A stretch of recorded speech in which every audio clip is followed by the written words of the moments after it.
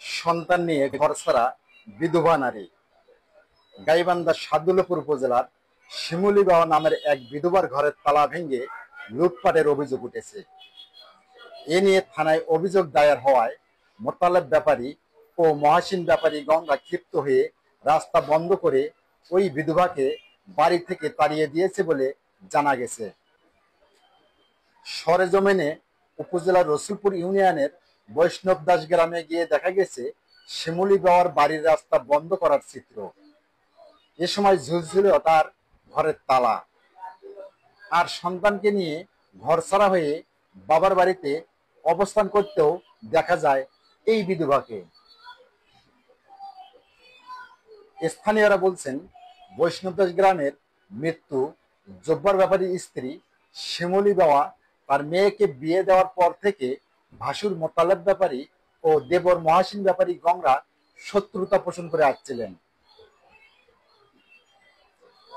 এরই এক পর্যায়ে গত 15 জুলাই শিমুলি বাওয়া বাড়িতে না থাকার সুযোগে মহাসিন গঙ্গা টিনশেড ঘরের দরজার তালা ভেঙে 1 লাখ টাকা ও স্বর্ণ অলংকার লুট করে নিয়ে যায়। কিছুক্ষণ পর খবর পেয়ে শিমুলি বাওয়া ওই ভাসুর দেবর কাছে লুটপাটের বিষয় জানতে চান। এ সময় তারা উত্তেজিত হয়ে শিমুলির ছোট মেয়েকে মারধর করে তাকে বাড়ি থেকে বের করে দিয়েছে। এসব তথ্য নিশ্চিত করে ভুক্তভোগী শিমুলি বাওয়া বলেন, আমার স্বামী মৃত্যুর পর থেকে উল্লেখিত অভিযুক্তরা নানাভাবে নির্যাতন করে চলেছে। ওয়ার্ডরোবের তালা ভাঙিয়ে হাতের কানের জিনিস নিয়ে গেছি, 1 লাখ টাকা নিয়ে গেছি। তারপর হলো ছায়রা স্বাধীন এমরা জিনিস জানা তালা ভাঙিয়েছি, জিনিস জানা তাই নিয়ে নেয় 2 থান জিনিস আর 1 লাখ টাকা। আর ঘাটা খেয়েছি, বাড়ি থেকে বাই করেছি জায়গা জমিন আমরা ভোগ দখল করার জন্য হলো প্ল্যান নিয়েছি। কয় পাকে তো ঘিরছি, আমাকে বাড়ি ঢুকতে দেয় না। মোতালেব, সুমন, স্বাধীন আর রোকসেনা তারা বলতেছি তোমার এখানে ঢোকা চলবে না, তোমার মনে কর হলো স্বামী নেই, তোমার এটা কোনো অধিকার নাই, তুমি যেটা পাওয়ার মালিক সেটা পরে। আমাকে হলো বাড়ি ঢুকতে দেয় না, তালা দিছি।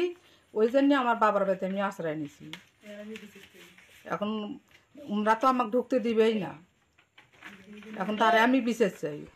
এই বিষয়ে অভিযুক্ত মহাসিন ব্যাপারী বলেন, মাল পানি চুরি করে নিয়ে যায় হামার দোষ দেয়, সেই কারণে আমরা ঘিরেগুলো দিছি।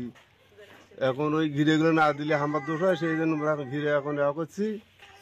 কিন্তু এরা যারা ঘিরে দিছি, এরা এদের কথা শুনে না হিসেবে ওরা ঘিরে দিছি।